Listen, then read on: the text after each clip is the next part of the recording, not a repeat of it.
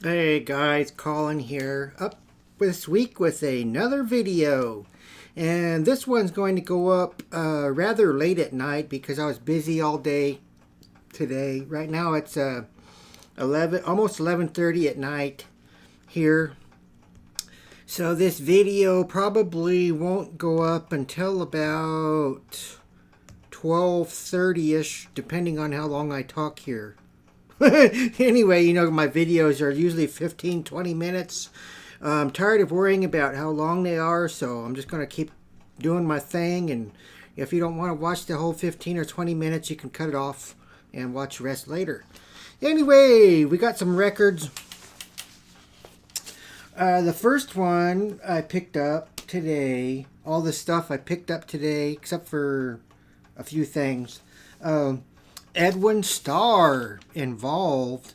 And if you don't know who that is, he had one famous song back in the 70s, I believe, called War. And that's why I picked this up. I never seen a whole album from him. I only had the little 45 of War. I think the Temptations might have covered this. I'm not sure. But this one has War on it by Edwin Starr. And, whoa, who, good God, y'all, what does it do, y'all? Absolutely nothing, or something along those lines. Anyway, sorry for my lack of singing skills there. That was Edwin Starr. And this is a mix-up of stuff again. I found some more Buck Owens and his Buckaroos.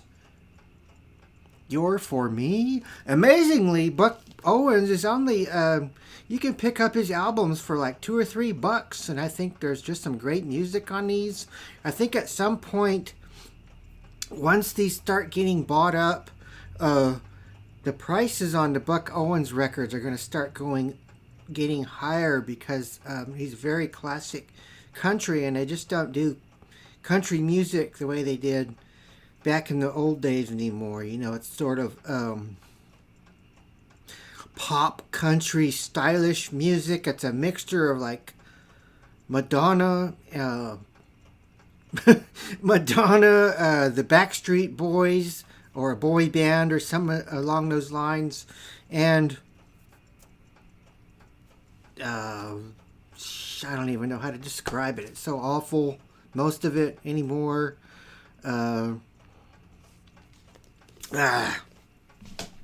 You guys know what I'm talking about. We're all old, most of us anyway. And I was just talking to my friends the other day, and I said there's I have never been able to find any George Strait records, even though he's probably sold millions and millions of CDs at least.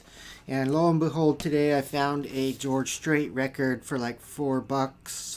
Something special. You always remember that big white hat, and he over the years he's retired off and on like 4 or 5 times because he's been around forever. But this has the chair on it, and that's the one I think I bought it for because I love that song, The Chair.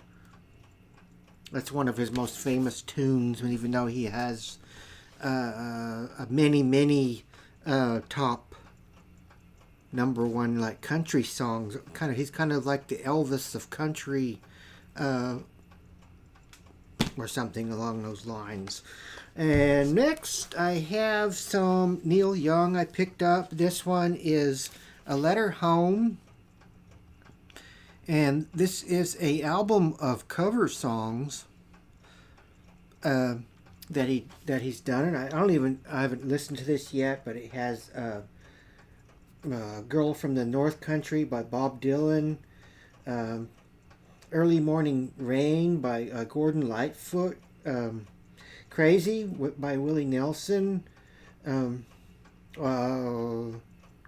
Actually, I don't know if that's a Willie Nelson because that was done by Patsy Cline before him, and probably somebody before her. On the Road Again. Well, maybe he's doing duets with these people. I'm not actually sure. Reason to Believe, On the Road Again with Willie Nelson. I think these might be duets or something along those lines. I'm not really sure, but this was reproduced by Jack White and Neil Young. And if you know Jack White, he's, the White Stripes guy. And next we have another Neil Young, Comes a Time.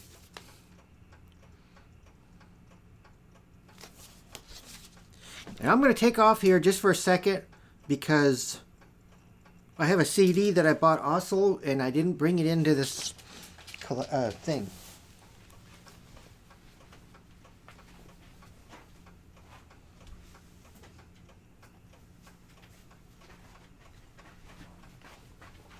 You can look at Morty while I'm looking for it.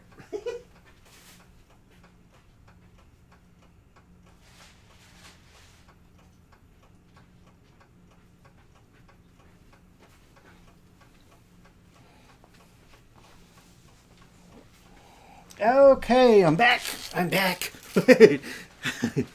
Ooh, Mortimer. He's probably wondering what's going on. Anyway, I picked up this CD today, and it's a new album getting ready to come out by Neil Young. I don't know if it's new, but I think it is. And it's unreleased 1976 solo album produced by David Briggs, Neil Young, Hitchhiker. I heard this playing in the record store today, and I asked the guy, I said, I know this is Neil Young, but I've never heard this. It's an acoustic version of a Neil Young album that apparently was not released, they said, but it has some familiar songs like Pocahontas, and it's actually, like I said, it's actually a acoustic, like a Neil Young unplugged type deal. And the vinyl is going to come out next week, but I could not wait for the vinyl, so I picked up the CD to listen to for now, and it's probably the 4th CD in my collection so far. But I highly recommend this one if you see it on vinyl or whatever format you might want to listen to it in. And now we're getting to, you all know I'm into watch repair. And I thought I'd show you a couple of tools here. These are the watch hand on the front of a pocket watch or a wrist watch, I suppose. But these were made for pocket watches, and it sort of clamps like that, and you pull the hand. And here's another one that looks like a little robot type arm. I don't know if you can see that on the end. It's a very little clamp there, and you can see it better like that. See, it pulls apart. You grab a hold of the watch hand, the minute hand, or whatever you're trying to pull, the hour hand, and boop, it pulls it off the front of the watch. And if you push it, it releases like that.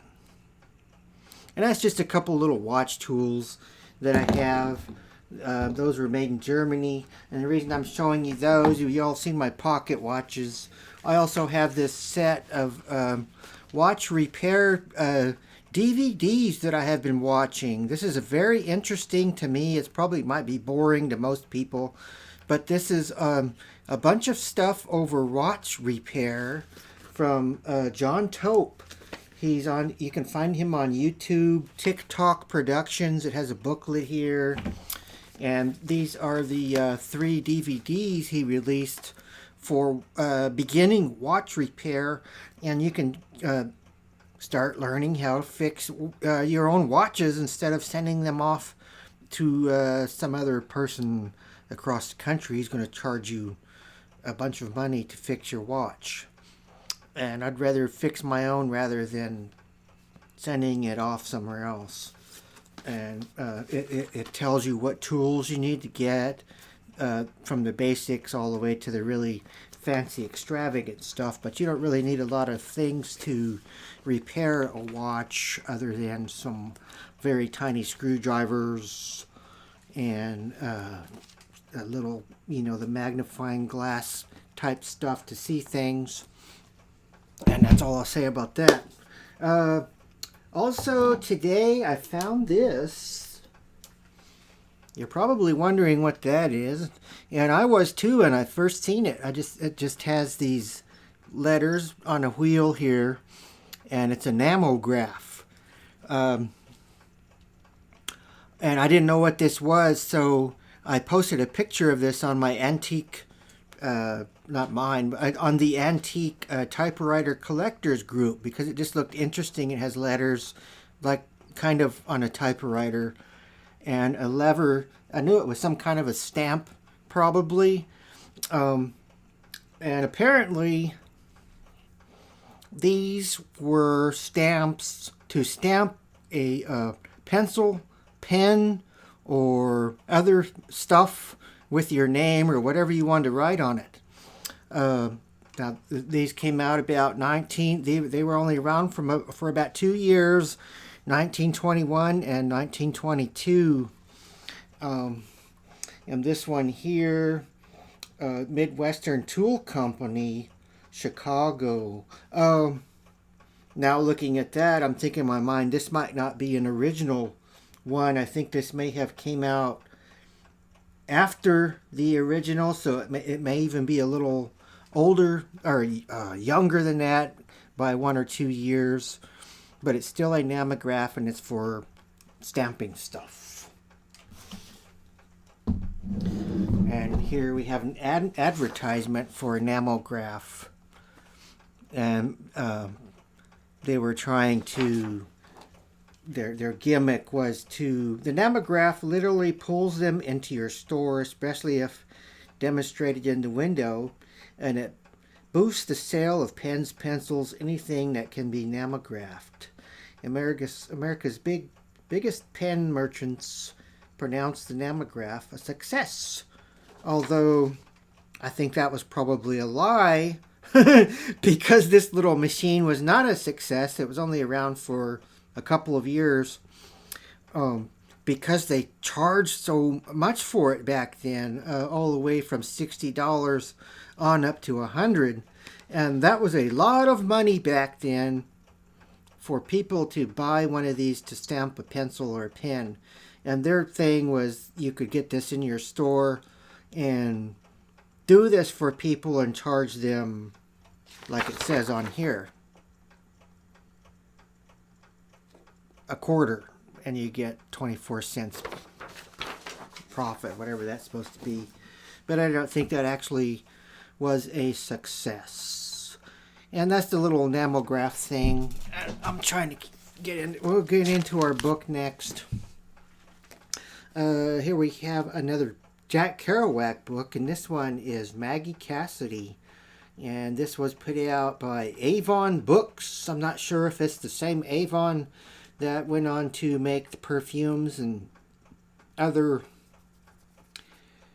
rather cheaply made jewelry and stuff like that, and kind of crappy colognes and stuff, if you ask me.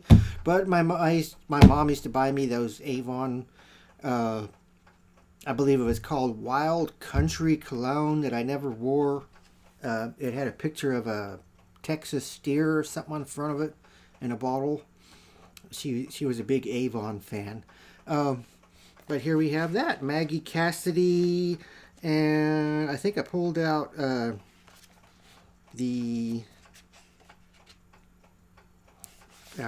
found it. Jackie DeLue's home was in a tenement several doorways up on another corner, where the Pawtucketville Center store area seemed always to buzz the most. Right at the lunch cart, across the street from the bowling alley, pool hall, at the bus stop, near the big meat market, with an empty lot on both sides of the street where kids played their gray games in brown weeds of winter dusk, when the moon is just starting to show with a refined, distant, unseen paleness, as if it had been frozen and also smeared with slate. He lived with his mother, father, and sister, had a room of his own, with the fourth-floor windows staring on seas of rooftops and the glitter of winter nights, when home lights brownly wave beneath the neater, whiter blaze of stars. Those stars out in the north in the clear nights all hang frozen tears by the billions, with January Milky Ways like silver taffy, veils of frost in the stillness, huge blinked, throbbing to the slow beat of time and universal blood. In the deluged home, the kitchen window looked down on bright, wild street scenes.